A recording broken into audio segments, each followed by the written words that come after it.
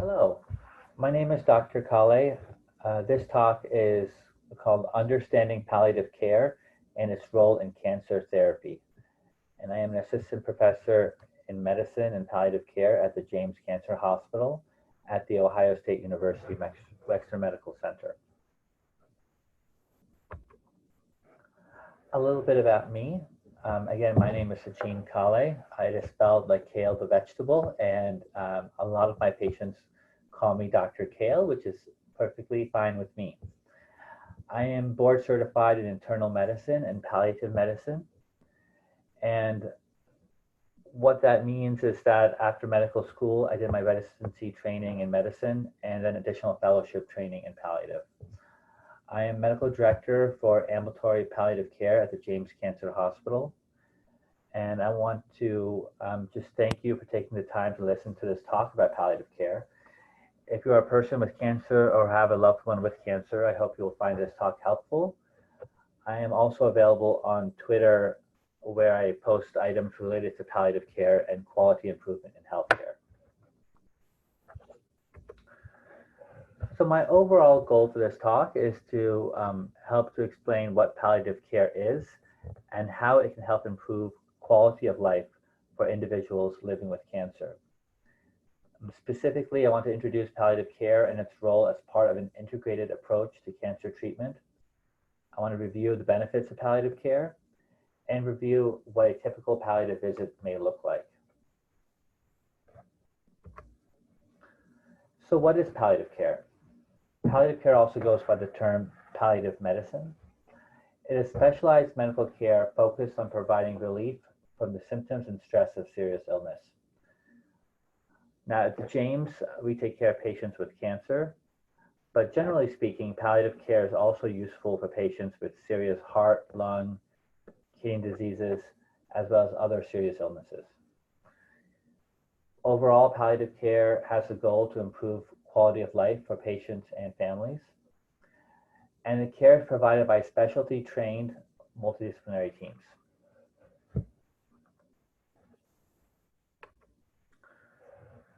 So who can benefit from palliative care? For patients with cancer, palliative care is available for anyone who needs an extra layer of support. And this is a vague term, but most patients and families know what it means when they need it. It can include things like helping to treat the pain, other symptoms such as nausea, constipation, anxiety that come along with cancer and cancer treatments, and just the overall stress that can occur when not only having cancer, but also going through some of the treatments related to cancer. It's important to know that palliative care is given alongside curative treatment. So we here at James, we work very closely with the rest of the oncology team. We're a member of the overall oncology team, and we really try to help folks do as well as possible as they're getting their treatment.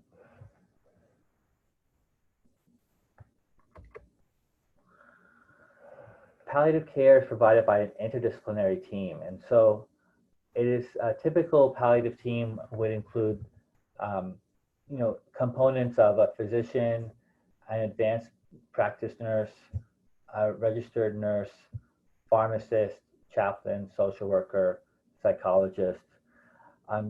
Throughout the country, different palliative teams are of different sizes, but these are some of the things that'll be part of a palliative team. Here at the James, this is what our palliative team consists of our core palliative team. And then we also work very closely with James with interventional pain specialists, music and massage therapists, and support groups. The reason that having a palliative team is important is because the type of care needs that our patients have are multidimensional and can be complex. And so each member of our team has a different specialty, a different way of approaching quality of life issues for our patients, and we really are able to direct the care we provide based on what the patient needs. And that's really the goal of a patient-centered care model or approach, is to really have all the different specialists working together and really focusing their care when the patient needs it, and and what type of interventional approach the patient needs.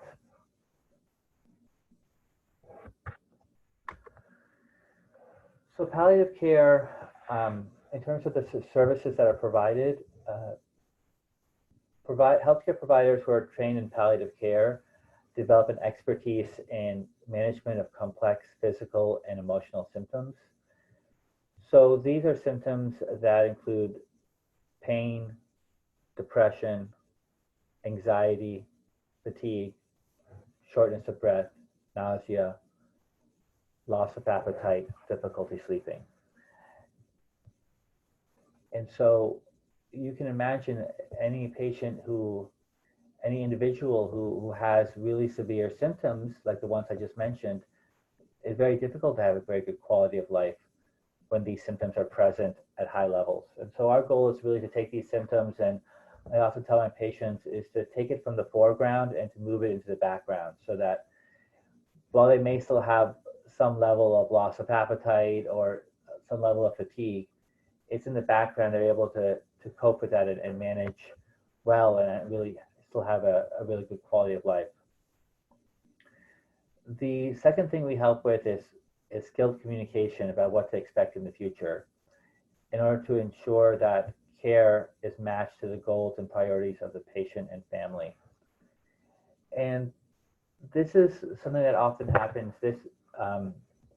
What often happens with folks who have cancer and going through cancer treatment is that there are very large teams. A lot of different specialists are helping to care for the patient and family. And one of the things we do in palliative care is just take a step back and listen to our patients, listen to the families, and make sure that we as a general medical team are doing the best job we can in communicating and understanding what our patients are going through. And so that's something we spend a lot of time doing in palliative care. And then care coordination is something we do a lot of, which is really helping make sure there's a seamless transition between the hospital and the clinic and different clinics, and making sure that we really are focused on the patient, and as they move from one clinic to another, or maybe are hospitalized and go back home, that their symptoms are well managed in all settings.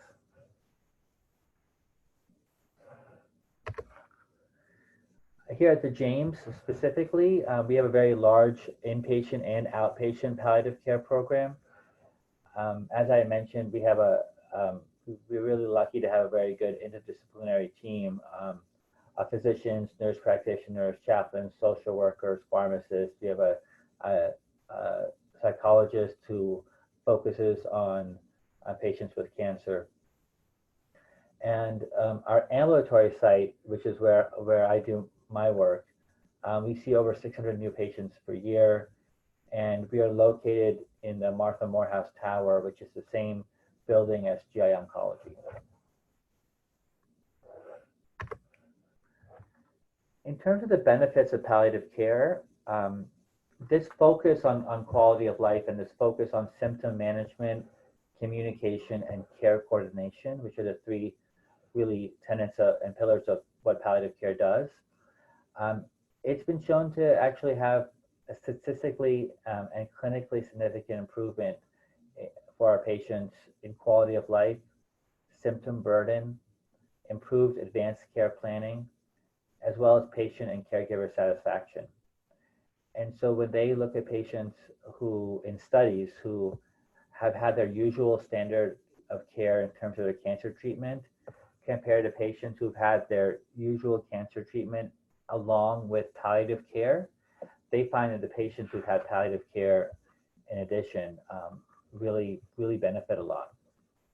And these are some of the studies that have really helped to advance the field of palliative care over the last 15 to 20 years.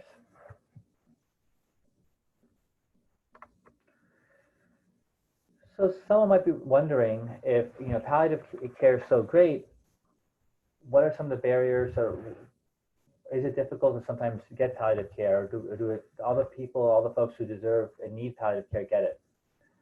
Well, from a national perspective, there have been some barriers to receiving palliative care.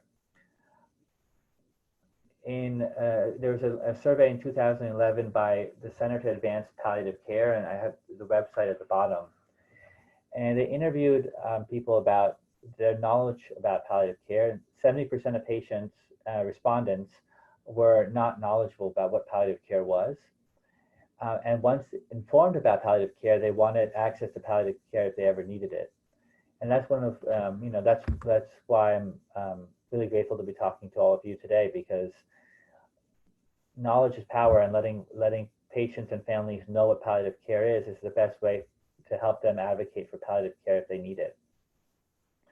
I think another barrier sometimes to receiving palliative care is that in cancer treatment, you'll hear the term palliative used in different contexts. For example, palliative chemotherapy or palliative radiation. So this is not the same as palliative care, and both can be given at the same time. The goal of palliative chemotherapy is for cancers that can't be cured. It's to help manage the cancer, help slow the growth, help improve symptom burden for the cancer that exists. And for palliative radiation, it's the same thing. It's if the cancer cannot be cured with radiation, but can be palliated or some way controlled or managed, then the term palliative radiation is often used.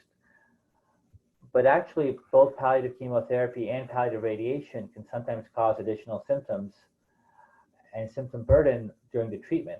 Now, the benefits of the treatment often outweigh the symptoms that might temporarily occur. And so folks who are receiving palliative chemotherapy may actually really need palliative care, or palliative medicine as well, so that they can better tolerate the treatments that they're getting. So that's just really important to know.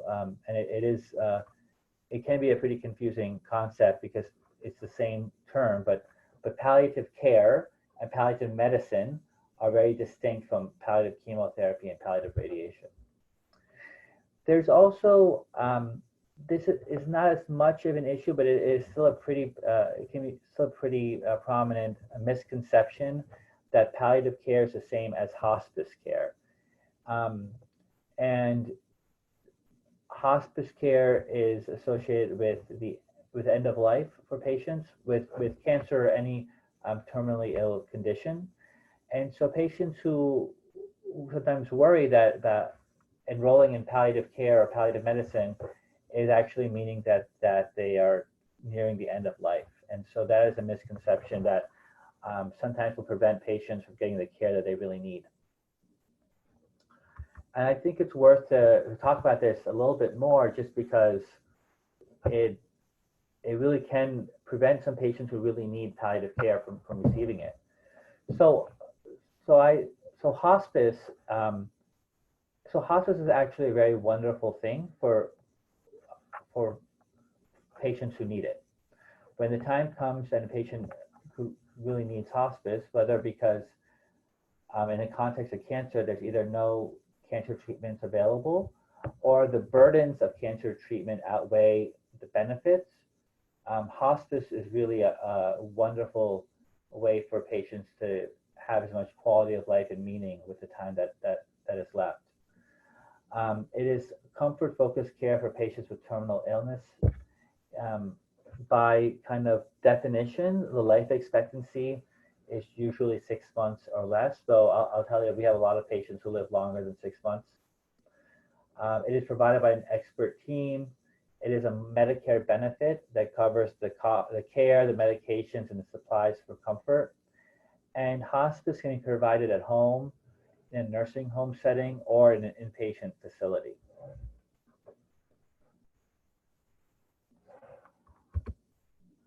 And so in some ways, palliative care is that focus on quality of life for patients who have longer than a 6-month prognosis or who are still getting cancer treatments.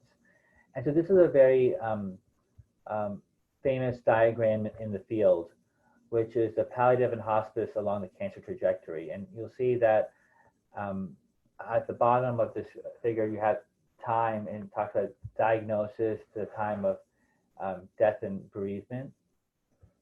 So initially, there are disease-directed therapies, and I would say that palliative care is really based on the needs. So some of my patients need a lot of palliative care in the beginning and less palliative care later on, or vice versa. But as time goes on, there are patients who, of course, have a cure or have remission, and so they're sort of off this chart now because they're kind of in a different category. But many of our other patients, as time goes on, the palliative care needs may increase, but at every time that palliative care is being given, disease-directed therapies are being given as well. And it's really when there's a prognosis of about 6 months or less, and that there are no more disease-directed therapies, that hospice makes a lot of sense. And so I have a lot of patients who I see in my palliative care clinic who are cured of their cancer, who are going to remission, and they don't need to see me anymore. They just really needed to see me for the first couple of months when they were having their cancer treatment and having a lot of side effects with it. And we were able to help them and support them. And then we were able to celebrate when they have their cure or their remission.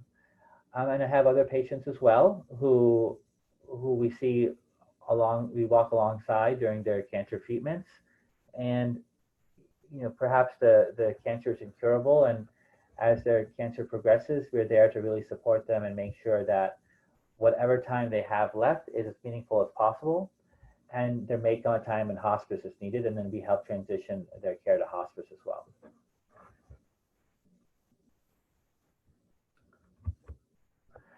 And I know the audience for this talk, and it's unfortunate we can't see each other face to face and interact, but is from all over the country.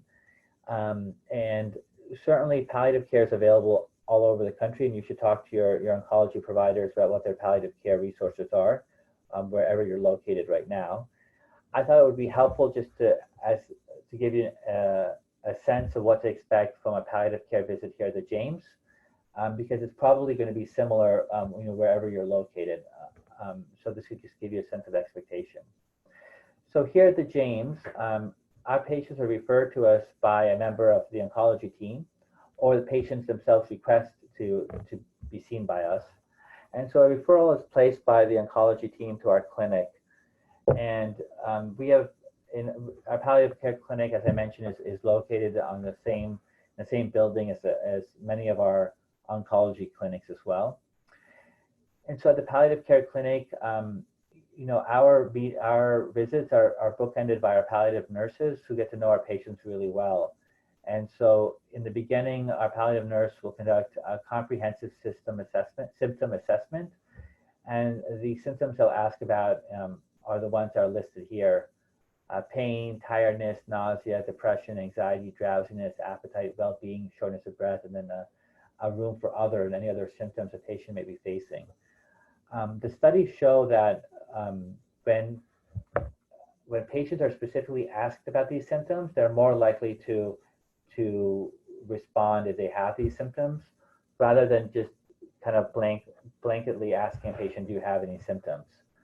I know for me, even though I'm a physician, when I go to a doctor's office, I often forget to mention things that I wanted to mention to them. And so when we ask these questions specifically and have them rate how much these, on a scale of 0 to 10, how significant these symptoms are, we're able to get a really better picture of how our patients are doing from a symptom management standpoint, and really able to sort of address all these topics one by one.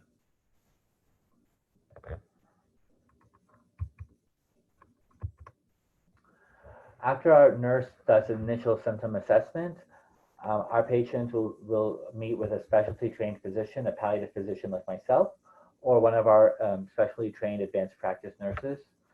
We'll review symptoms and discuss any other questions. And then, we form a relationship with our patients, just like our oncologists and us. We all kind of form a very close relationship with our patients and families. And as we get to know you better, we will really listen to your values, your hopes, and your worries as it relates to your medical care. We are often a group that can really just allow you to speak your mind and reflect on how everything is going, both at home and with your medical care, and then really try to help you, develop a good plan for how to move forward. We will also help with advanced care plan that fits with your values and needs. These are things like a living will. We'll talk about a durable power of attorney for healthcare. And as I mentioned, it will also help coordinate care and stay in close contact with the rest of your oncology team. And so we do a lot of interaction with the oncology team, and we also help. We can sometimes facilitate discussions between you and your oncologist. For example, if there's a question you had for your oncologist that you forgot to ask at the appointment, very often a patient will ask me that question, and if I can answer the question, I'm happy to do so. And if I can't, I will pass along to their oncologist so they can get back to them.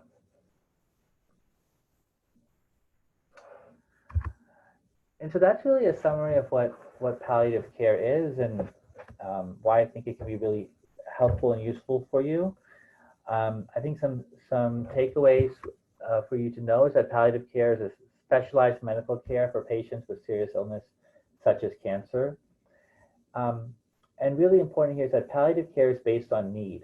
So it is appropriate at any age and any stage of illness. And I think that's a very important thing for patients and families and those who have a loved one with cancer to know, is that this is an extra layer of support for our patients when they need it. And as they get better, if they don't need it, that's great. If they continue to have symptoms and difficulty with the cancer treatment, we follow along and provide that extra layer of support. Our goal in palliative care is to improve quality of life.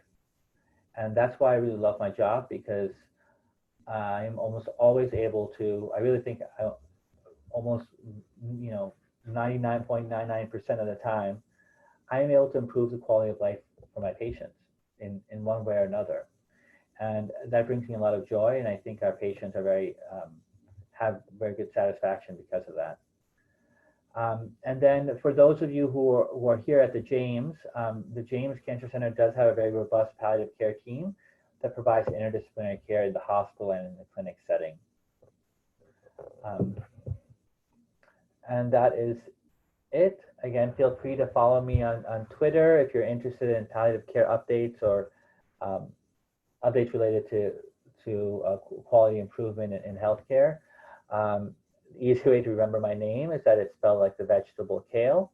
And I hope you found this talk informative. I wish you all the best during your cancer journey, and as well as during these times with COVID-19. I hope you all are staying safe. Thank you very much.